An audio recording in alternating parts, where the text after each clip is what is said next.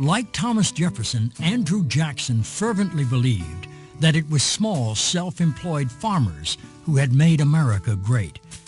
And he believed that the key to keeping it great was to continue expanding west so that each new generation could have farms of their own. In Jefferson's vision, the frontier was the place that each generation would replicate the ideal Republican community. The problem, of course, is that the native people are already living out there. And with one eye, Americans managed to not notice them. But with the other eye, they couldn't fail to notice them, because as soon as you got there, you were in conflict with them. And that creates the fundamental tension that becomes the story of Indian removal. In 1830, Jackson won approval from Congress of an Indian Removal Act that appropriated $500,000 so that Native Americans living east of the Mississippi could be removed to land west of the Mississippi. In support of the act, Jackson said, "What good man would prefer a country covered with forests and ranged by a few thousand savages to our extensive republic, studded with cities, towns, and prosperous farms, occupied by more than 12 million happy people, and filled with all the blessings of liberty, civilization, and religion?"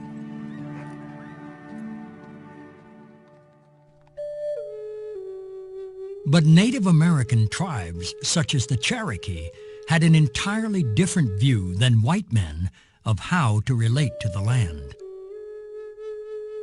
The Cherokee way is to share, is to be harmonious.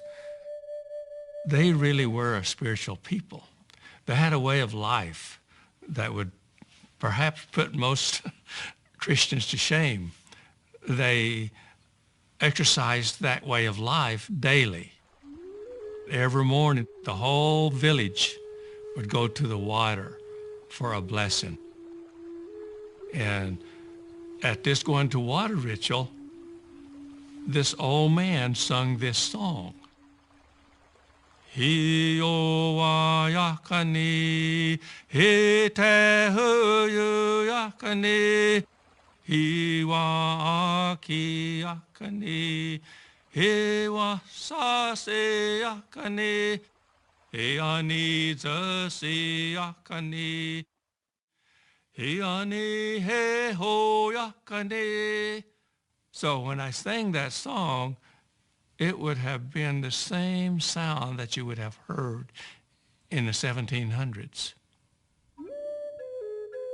So that was all disturbed because of the contact with the whites.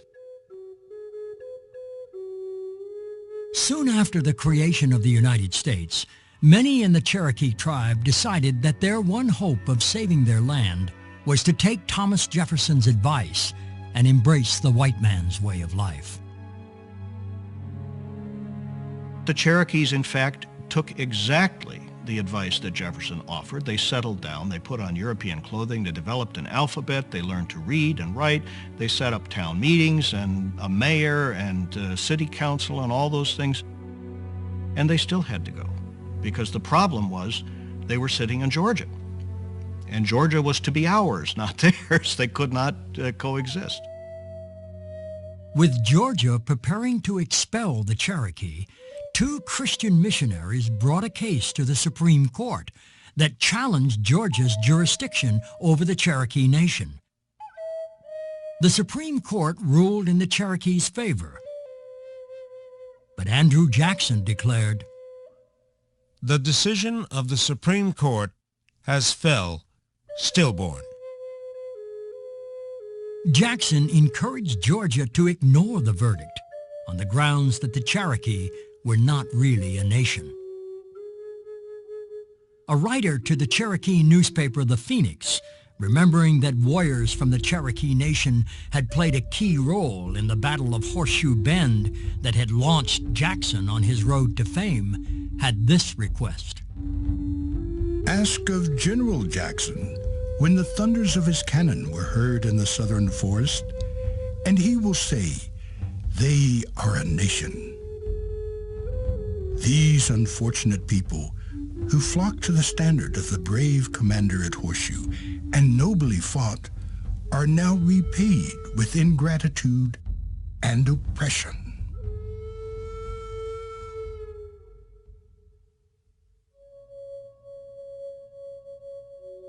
Solely on the basis of the color of their skin, thousands of Cherokee families were evicted from their homes by American soldiers and forced onto what became known as the Trail of Tears.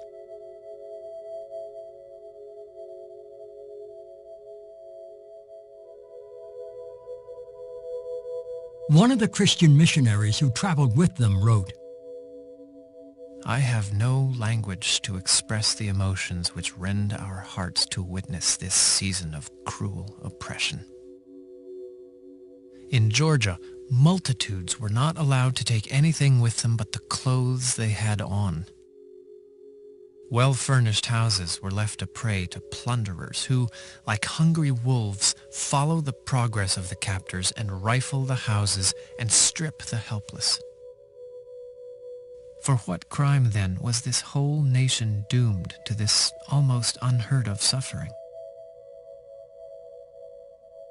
The period of Indian removal really is a black mark on American history. America, which started out as a shining city on a hill, sinks to the bottom of darkest depths in Indian removal.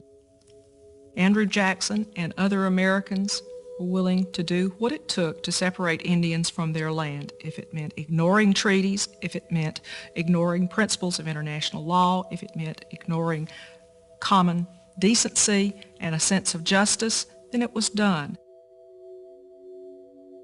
With smallpox and cholera rampant on the Trail of Tears, more than 2,000 Cherokees died.